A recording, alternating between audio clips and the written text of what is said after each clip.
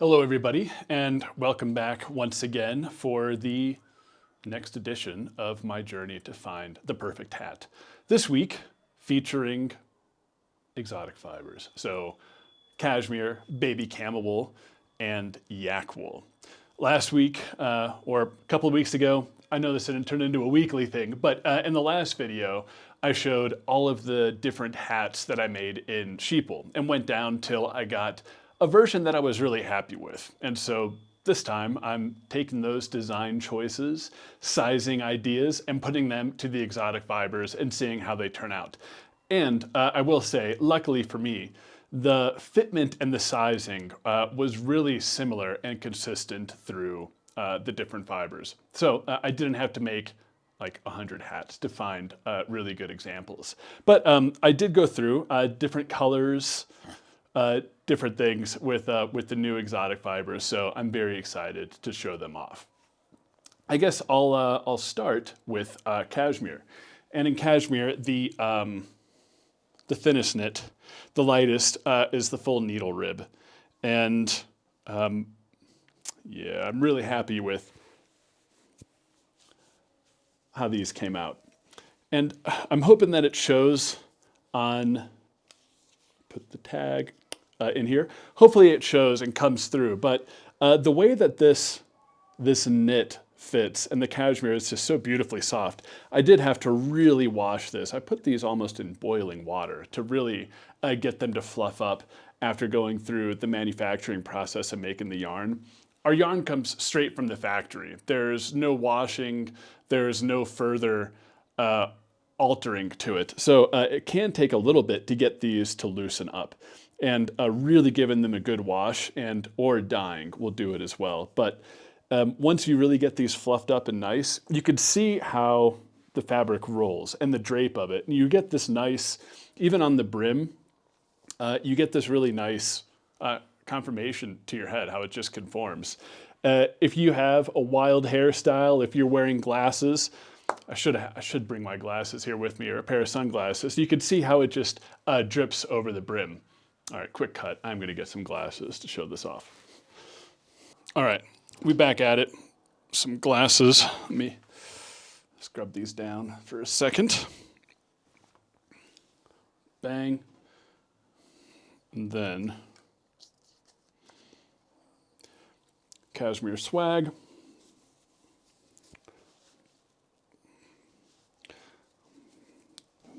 Boom. And you can just see like it's a dense knit. The fabric is super tight, but it still has, it just conforms to everything. It just drapes perfectly. I sell cashmere yarn. Cashmere is a large part of my business. I kind of go back and forth between cashmere and the other fibers about which ones I like the most. Cashmere is of course the most famous, but it's kind of on knits and fabrics like this where I'm like, oh yeah, I get it. I understand why it's expensive. It's just beautiful. Feels great, fits perfectly, soft, feels like you're wearing a cloud. Very cool. So this is just with the DK, so 6 strands of fiber twisted together, 6 plies together. And then we have the same knit, same fabric, or same knit, but this has a fingering yarn mixed in with it. So it's 9 together, so 50% thicker. And the other natural cashmere color. And I don't know why. It's just the thing with suppleness, but the white and this warm gray, they are both natural colors. They have the same micron, so the thickness, but for whatever reason, the warm gray is just a bit more supple and a bit more soft. It feels like you're wearing a cloud. It's very cool. I guess I can take the glasses off now, but yeah, this is going to be substantially much more warm, better for colder climates, I guess.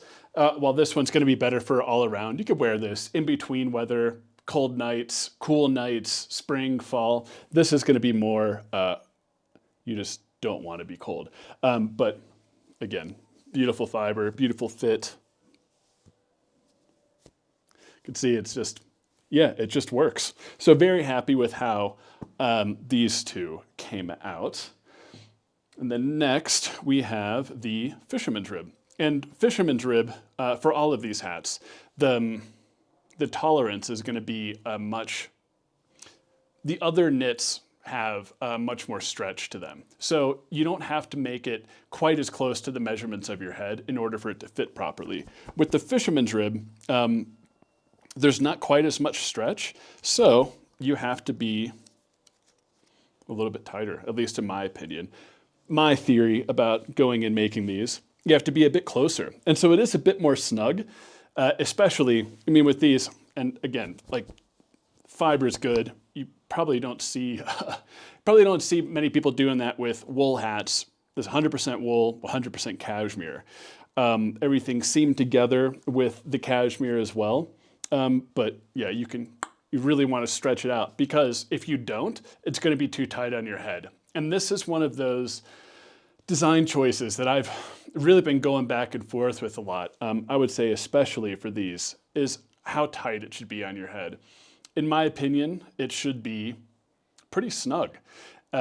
With wool, at least in my experience, if when you pick it up off the rack, if it fits great, you can't really feel it on there. There's enough extra room.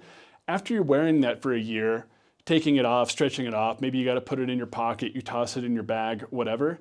After a certain amount of time, it's going to stretch out. And then you can wash it, kind of, but you're always going to be fighting with that. For these, when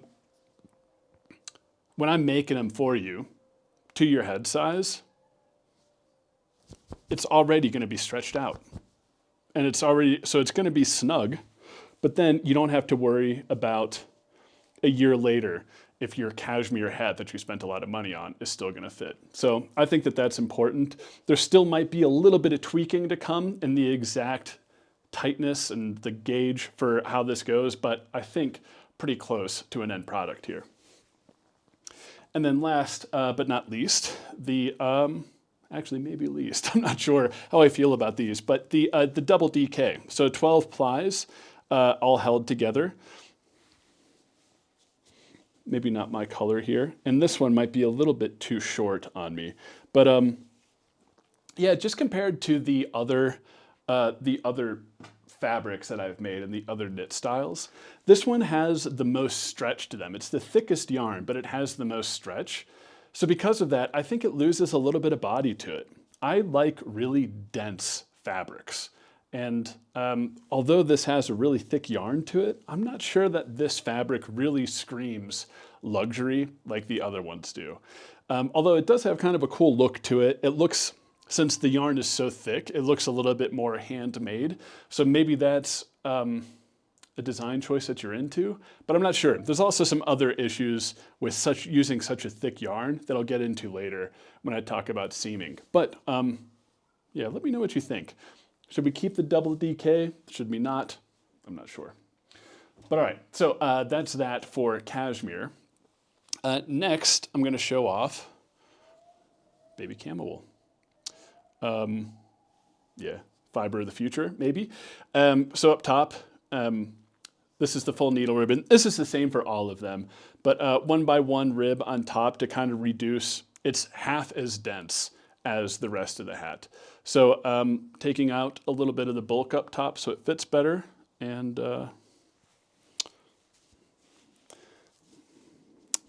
yeah, just like the cashmere, it's just beautiful drape, the fabric, really nice. You could see how it kind of goes around things that you're wearing. It's just a cool hat. This is going to get a lot of wear from me, I already know. And again, not quite the same structure as the other ones, but stretch it out, still holds, perfect off the rack, not too tight, not too loose. Great hat. Taking a step up from this into the warmer, I'm starting to sweat a little bit putting on all these warm hats, but you have the DK and fingering together. And up top, again, it just goes down to the DK. You can see the single color here because it's just the one yarn. The body is two different types of natural baby camel wool fibers. So toss this on. Sorry, take the glasses off. But toss this on. You could just see, again, just a great hat. Enough on the side, snaps, good recoil. It's just a great hat. I would say, between the Cashmere and baby camel wool are very similar. Cashmere still edges out the baby camel in softness and maybe suppleness as well. And again, like the micron or the thickness of these fibers is very similar. Very similar. Cashmere is thinner, and all things being equal, a thinner fiber is going to be softer. But that's not it. You could also, I don't know this is the best comparison, but there's something to be said about suppleness. I mean, if you have a needle that's super, super thin, it's not soft because it's not supple, right?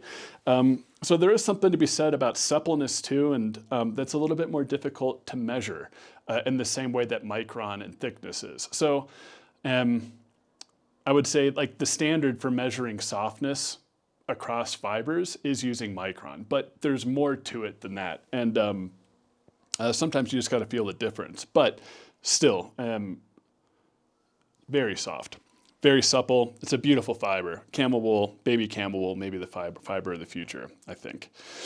Here we go. We got the gold. This is the double DK 1x1. You got a gold baby camel wool mixed with the natural sand color. So a little bit of a blend here. I'm not sure about the color choice, but it fits really nicely. And it's this, I'm not too sure what happened, but this is the same, I used the same stitch counts, the same tension, the same rows as when making the same hat in the Cashmere, but this one, it fits better. It's a bit longer, feels a bit longer. It should be the same amount of rows, same in the sides, but it's nicer. I'm on the edge with what to do about the super thick 1x1 ribs. But that's that. And last but not least, we got the fisherman's rib in the gold camel. And this must have been one of the first ones I was making because I used the thinner yarn, the fingering weight yarn to do the crown. And it just made too much of a difference between the DK and fingering and then the lighter at top.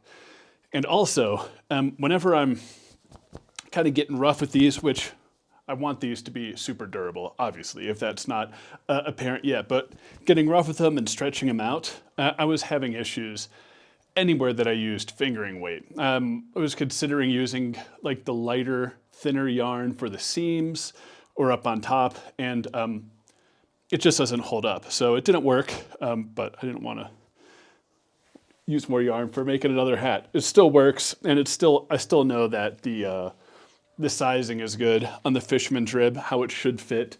Still a pretty cool design. So I definitely like, well, in all these, I definitely like this thinner kind of all seasons type hat. I don't think you're gonna wear these in the middle of summer, depending on where you're at, but the thinner version. And just because it's super warm, but this fabric and the way that it feels, I'm a little bit skeptical about how practical it's going to be for most people, unless you're in a very cold climate. But really like this one, and then the fisherman's rib too. It's just a good classic hat, so I'm pretty sure we're going to keep with these as well. The only one I'm a little bit unsure of is that double DK, the super thick 1x1, but still to be decided. So there's the camel wool, and then going to the yak wool. So as we were just talking about, we got the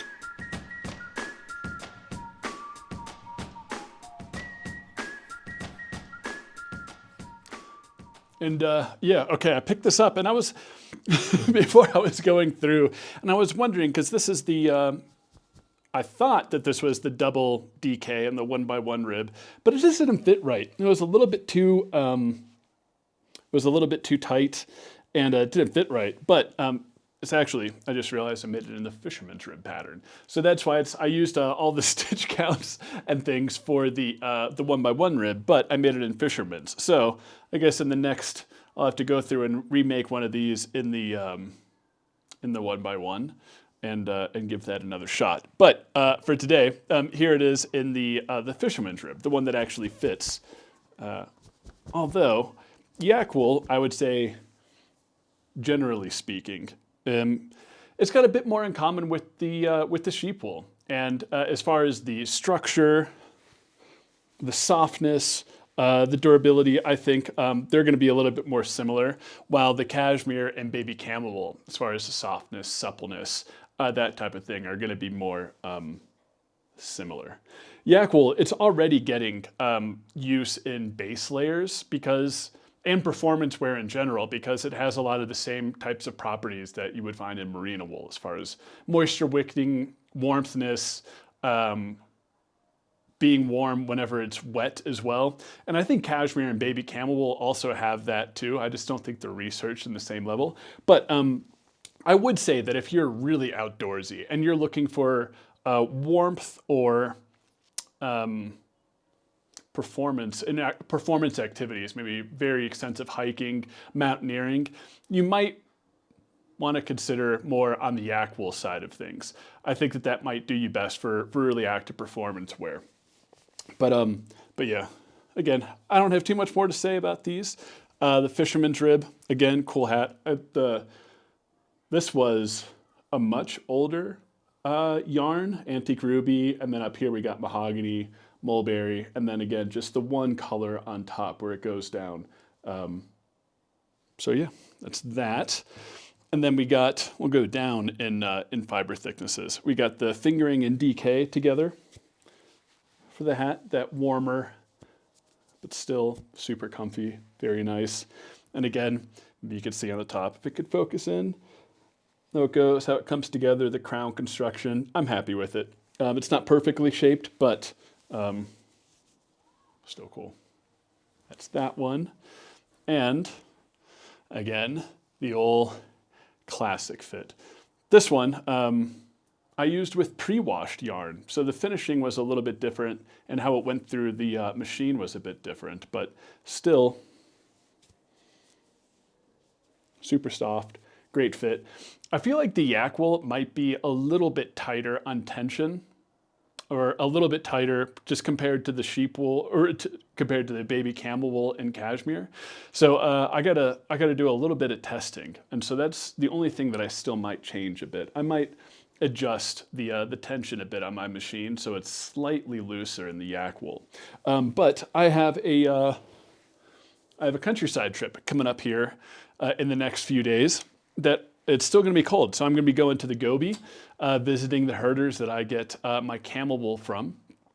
And then after that, going to go up to Arhangai, where we get our yak wool. Yaks live up higher elevation, more foresty type of areas, and camels are, of course, in the desert in the Gobi. But even though it's going to be middle to late May here in Mongolia, it's still going to be cold, and could still see snow. The last time I was in the countryside at the end of May, it was still very cold and still got snow. But that's good, because that means I could put these hats through the paces, really wear them a bit, and make those final decisions about if they're too tight, too snug, not enough, or whatever, make some changes. I guess in short, with wool hats, if they're too snug, it's going to be a little bit uncomfortable. It might get a little bit itchy, especially if you're active and you start sweating a bit. But of course, you don't want them to be too loose so they're falling off your head. So finding that perfect balance. And it's like the fiber and the yarn that we use is a very high quality. So I don't think I'm going to be able to get these to break in just a couple of weeks. And that's going to be a longer process to really put it through and see how these turn out. So I am interested to really get some good wear time in these. If I'm doing it right now, in UB it's about 70 degrees today, so a little bit too warm, but I'm going to be really happy to put these on for a longer period of time and see how they feel. But that's about it for now. Next video, I'll be making any final tweaks, I guess, to the designs, to the tension and the tightness. And also I'll be doing a little bit of dyeing as well. I've been slacking on my dyeing, but I want to make sure that after these are dyed, that doesn't change the fitment at all either. And then after that, I think we're pretty much going to be ready to do the giveaway. So if you guys haven't already, in the description, I'll have a link to a giveaway. I'll be giving away 5 of these hats, and I think the final versions and the final videos for this series are going to come out either middle of June or maybe late June. And then after that, we'll do the drawing. We'll figure out who the winners are, get your measurements, and then I'll get you some soft stuff to put on your head. But that's it, guys. Let me know any questions, comments, concerns, things I should be doing, things I should be doing differently. Let me know. I'm interested to hear from you. All right. Thank you.